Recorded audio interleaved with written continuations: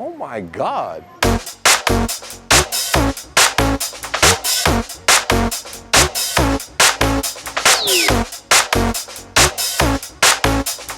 Hello, ladies and gentlemen. Frohes Neues Jahr, and I know it's been a while since I've uploaded something. I'm working on my next vlog, so please bear with me. But I wanted to go ahead and talk to you guys about what 2023 taught me about Germany. I know, crazy, right? Last year was the first time I stepped foot in that country in my life. Last May, I decided to make the executive decision to finally visit Germany after making content about Germany for 4 years. And I learned so much, almost immediately. There were a lot of advantages that I think I had with the background that I had in visiting Germany and stuff for the first time. And then there were some interesting experiences that I also had that taught me a lot and kind of went against the grain of what people told me about Germany when I got there.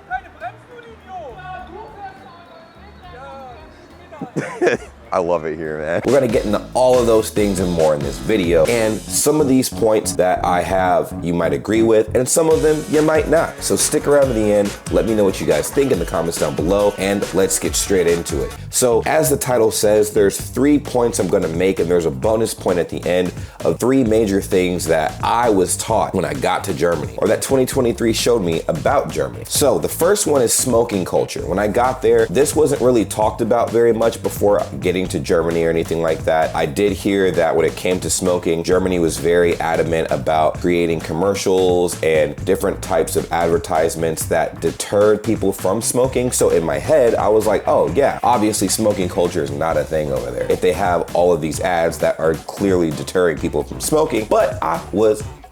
As I mentioned in an earlier video, a lot more people than not love to smoke out there, and not just vapes. I'm talking about standard cigarettes.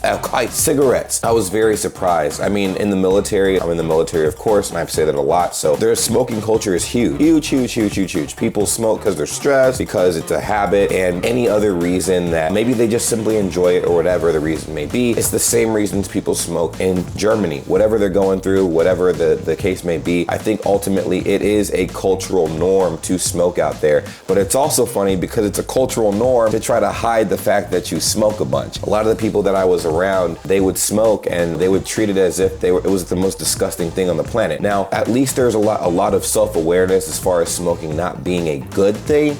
But it was something that was very shocking to me because I didn't think people would take it to the extreme that I saw it. There were some people that it was, like I said, more common than not that people would smoke a half a pack to a full pack of cigarettes in a day. Like for instance, if I was hanging out and have like a few friends that would take smoke breaks every 30 minutes or sometimes every 15 minutes. And I'm like, yeah.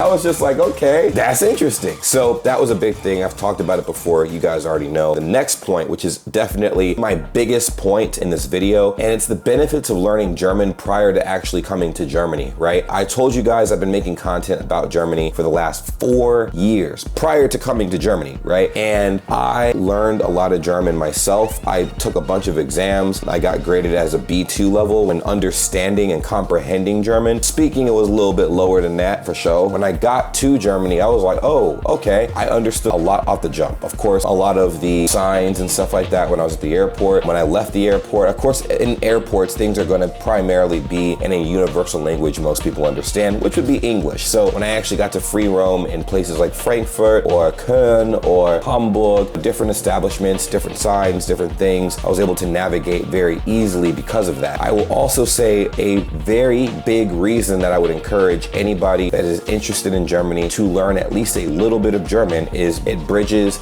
the communication gap heavily. Even though most people in German understand English and speak English, a lot of people might not be comfortable speaking English, right? Even if their English is phenomenal, and most Germans' English is phenomenal, a lot of people I noticed would actually resort to speaking the language they were most comfortable with. And obviously, you should at least speak a tiny bit of German, you know what I mean? So I thought that it actually made talking to people easier. Mein Deutsch ist nicht so gut, aber Alles gut, mein Englisch ist auch nicht gut. ja, Bro, ich kann dein Deutsch verstehen. I understand your English, but I can't talk English. Ja, ich kann so gut reden auf Deutsch. I Ja. can't create Satz.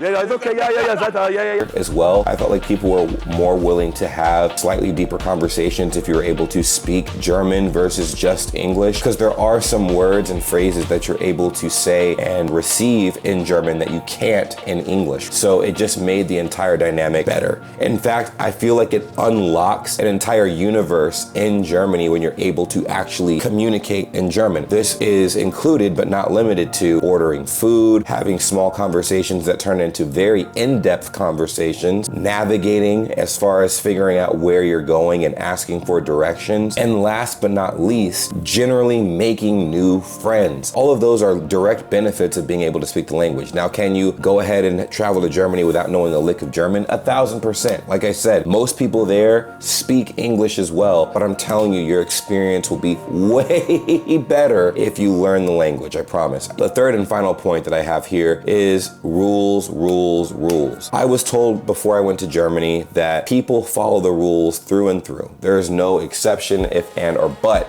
about it.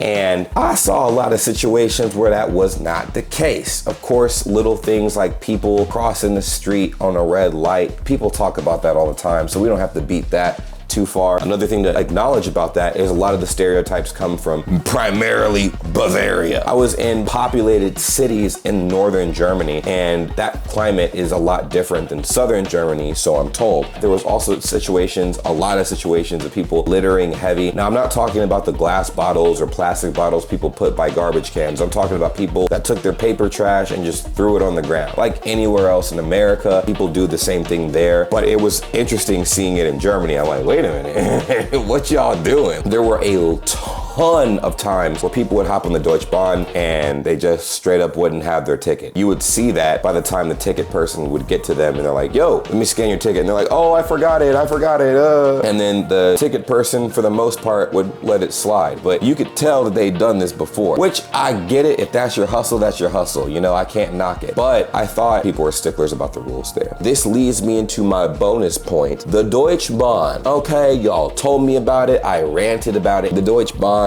is never on time. And by never on time, I don't mean 5 to 10 minutes late. I mean they will straight up cancel your train. If you have a train you paid for to arrive at a specific time, they will cancel your train. And that's a regular thing. That's a normal thing. You need to have a plan A, B, C, D, E, F, G when it comes to taking the Deutsche Bahn, because the Deutsche Bahn has plans of its own. It's always under construction. It's always late. Is it useful? Generally speaking, yes. I do appreciate it very similarly to other forms of public transportation worldwide. However, the delays are insane. People go on strike all the damn time. Every time I visited Germany, it was always something. The only time I had a good experience with the Deutsche Bahn consistently was the very first time I traveled to Germany. The next 2 times I went to Germany, I literally had to have 3 or 4 backup plans in case the train did not arrive on time, because I had events I had to go to, people to see, and things to do. Of course, like everybody else does. And so, of course, everybody else that was in my situation as well, which was literally everyone that was waiting on the train at the Deutsche Bahn, experienced the same shiznit, whether they were locals and lived in Germany or they were foreigners that were there on business. Everyone was equally frustrated with the fact that the Deutsche Bahn was not reliable. And you guys told me this. You told me this. I was like, oh my God. The last bonus thing I will definitely say is German people are sweet, bro. They're so sweet, and they are the most genuine people you can have as friends. Genuine, bro. Like, if you have a person, a friend or whatever from Germany, and you've broken through the hard exterior, then you're a friend for life. And it's cool. I really like that. There's a lot less fakeness in Germany than there is in, for sure,